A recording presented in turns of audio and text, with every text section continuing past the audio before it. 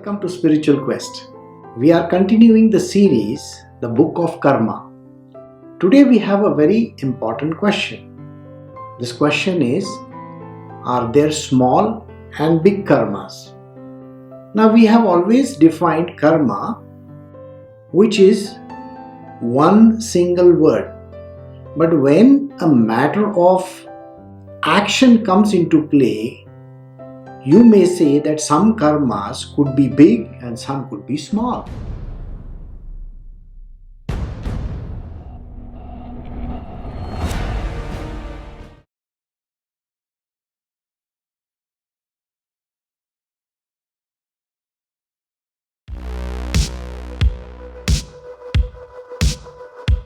So the question that was asked, can we consider any karma as small or big?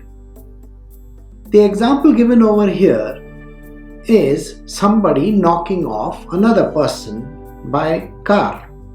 This person is admitted to the hospital. Maybe he has suffered very severe injuries.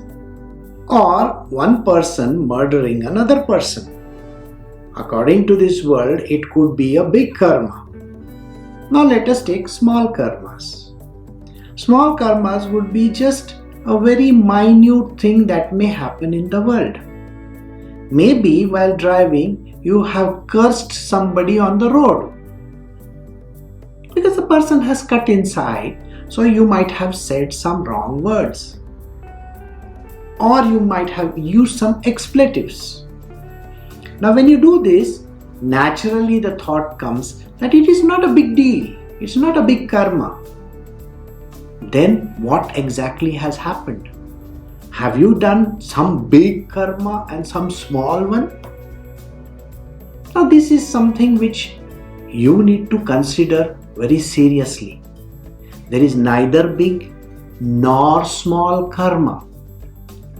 All karmas are going to lead you to what is called as rebirth. Now just for a small karma like saying somebody is stupid, why would you want to have a rebirth? And then knocking somebody down or murdering someone.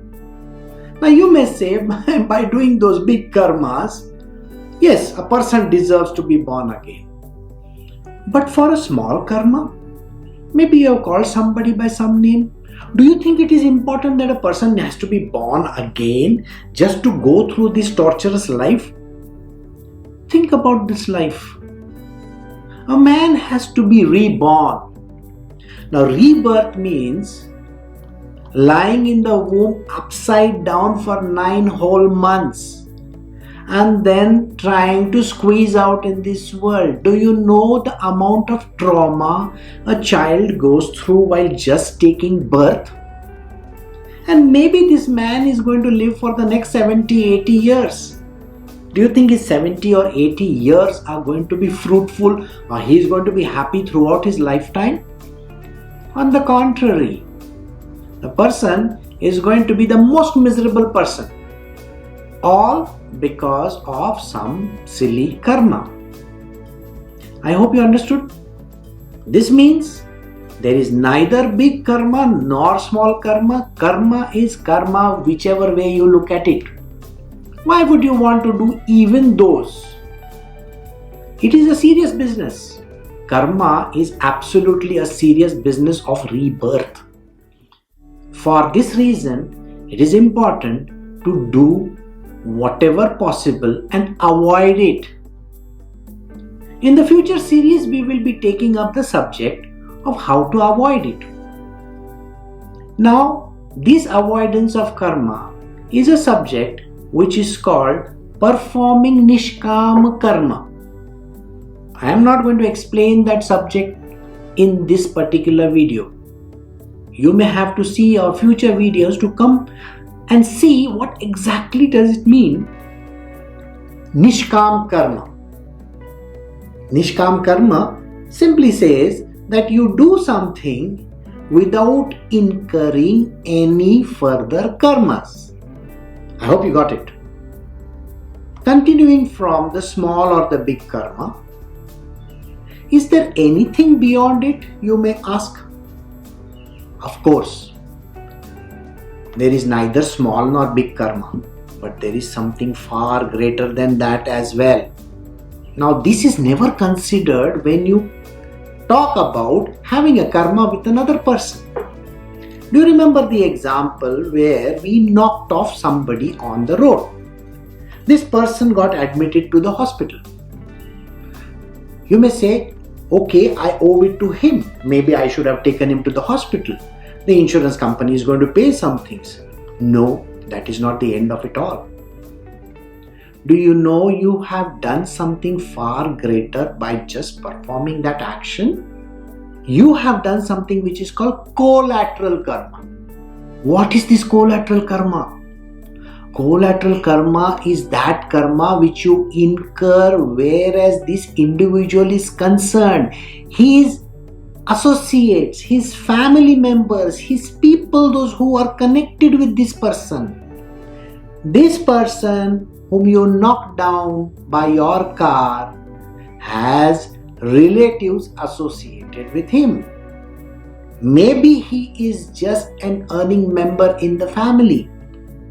So when he is earning his income, he is paying to his family the upkeep.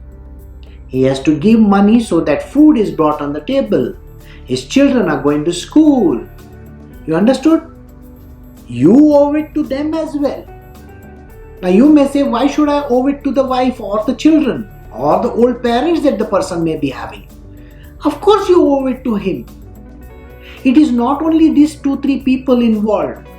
Imagine this person is not getting his salary. If he were to get his salary, he would have definitely paid the EMI to the bank. He has bought a house. Isn't it your responsibility that because you knocked him down, you are responsible for his EMI not getting paid? How many things are involved in this?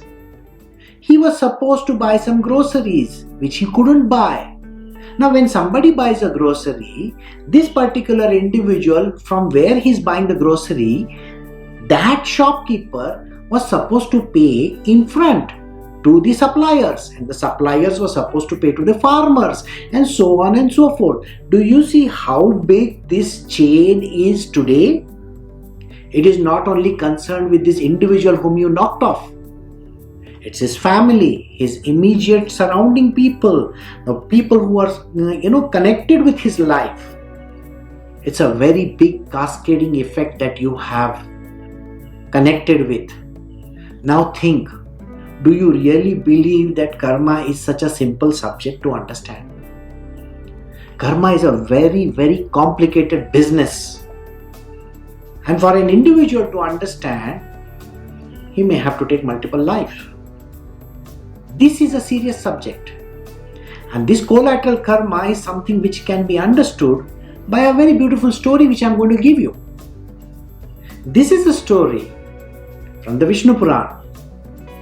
There was an individual, his name was Jadabharat.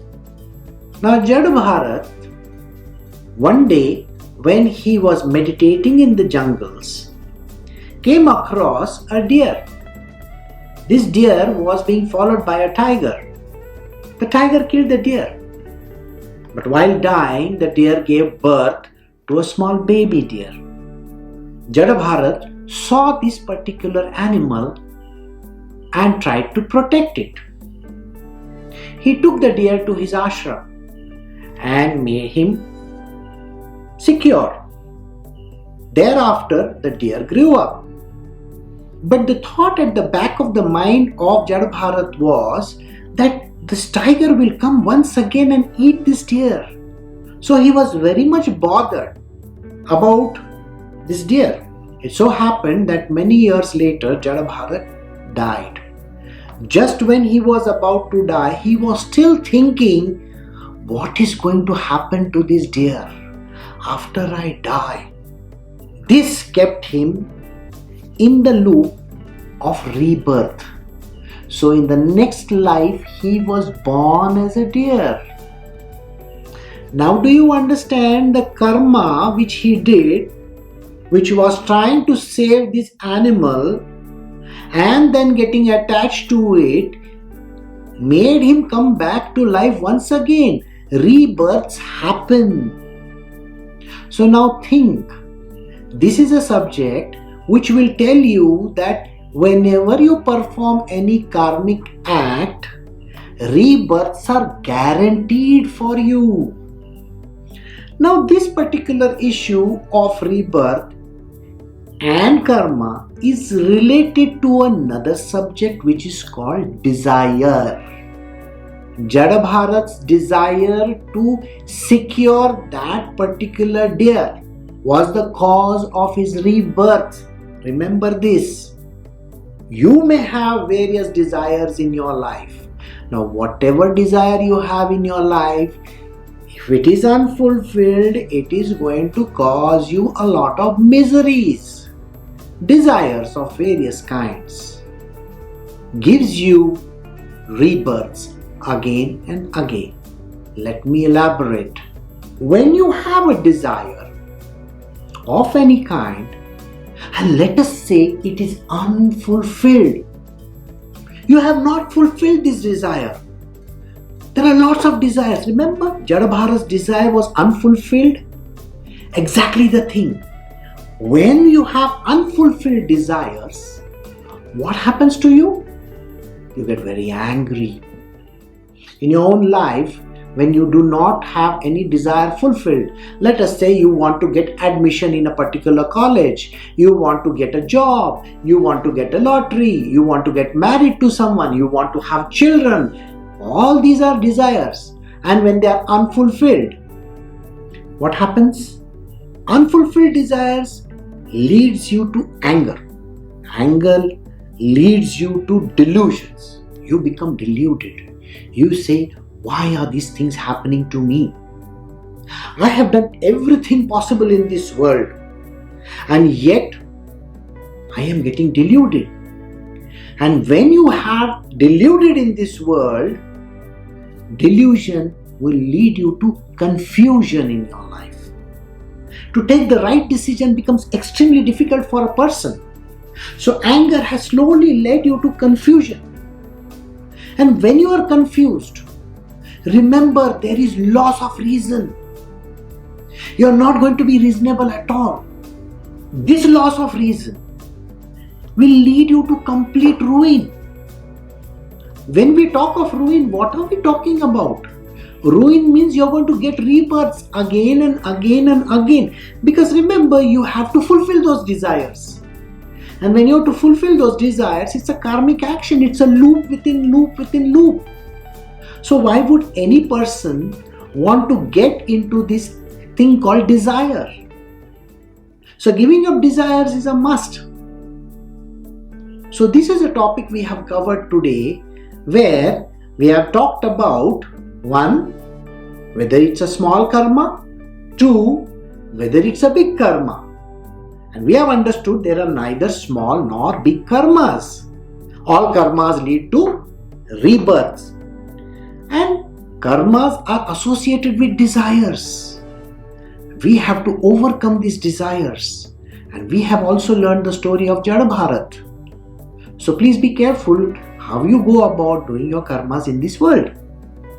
The repayment of karma, of your prarabdha karma, is an important subject. And how you get out of it is a subject we are going to tackle much later. And that is by doing nishkam karma. So we will stop over here. But before I end this, I would like you to write down any comments below or any questions that you have, so that we can take up from where we have stopped. Thank you.